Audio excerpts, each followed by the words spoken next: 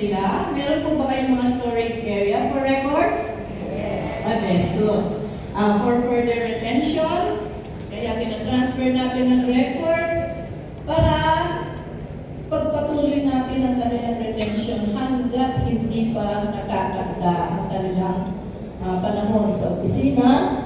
Then, the identification and preservation of archival records. When we appraised the records, we found out that the records contain values that are archival.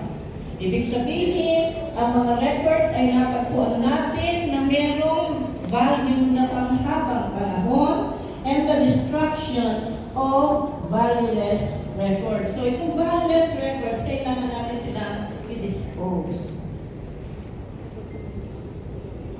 Managing records. This is the major key. Ito yung pinakasusi. Yung pagmamanage natin ng records, paano tayo magkaroon ng isang records disposition program?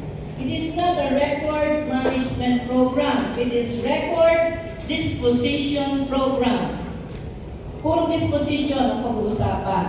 Okay. A records disposition program kasi is required to institute a systematic and documented process for the timely disposal of records. So, pagkakaroon tayo ng disposition, hindi siya yung basta-basta nangyayari para sa records management. Meron tayong sinusunod na proseso at sistema. So, what is the records disposition program?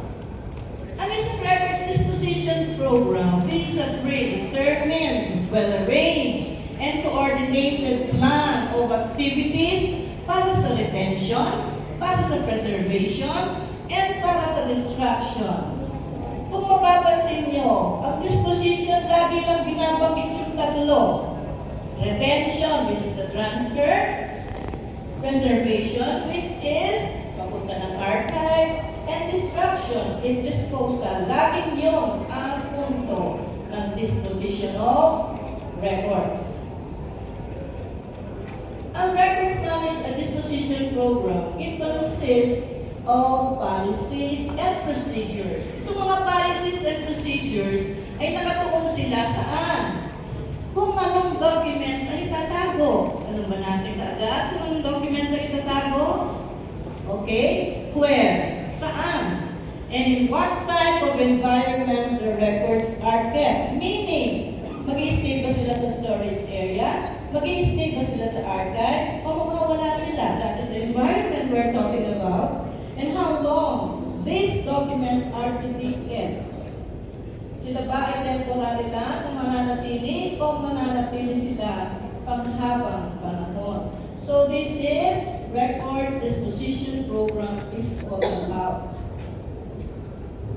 So what are the objectives of a records disposition program? Ano-ano ang mga objectives? Una, siyempre, patungkol lahat yan sa disposition. Una, the prompt disposal of temporary records whose authorized retention periods have expired. Kapag tayo ay meron na nagawang records disposition schedule o nakasunod tayo sa ginawa ng NAP, the General Records Disposition Schedule, dapat po prompt ang ating pag-dispose o pag-request for disposal of these records. Kasi hindi natin gugustuhin patagalin pa yan. Ano bang magiging silbi niya sa opisina kung na-declare na silang valueless? Inabot na nila ang kanilang expiration. The timely and systematic transfer to economical storage of records that are no longer needed in office space but not yet eligible for final disposition. So ito, kapag napansin ninyo, naging semi-active na sila o semi-current, kailangan po ilipat na kagad natin sila sa isang lugar, which is the storage records, the storage area for records. The identification and the transfer of permanent records to the archives for preservation and for reference and research use. Ang mga archival records po kasi, kailangan talagang i-preserve. be there forever. Kasi kung hindi natin sila preserve, ano magagamit ng mga tao sa future? Di po ba? And they are meant to be searched. Doon ang nire-researchan yung mga archival records. These are the long-term records na kailangan mabasa ng mga nangangailangan. So these are the objectives of a records disposition program. What's next? The requirements. So we have now to establish a successful records disposition program. Kapag nag-establish tayo, meron tayo siyempre muna mga gagawin. And these are the requirements. Una, kailangan natin ang suporta ng management. Anything that we do, we have to have a project, we have to have a plan for something, we have to seek the support of the top management.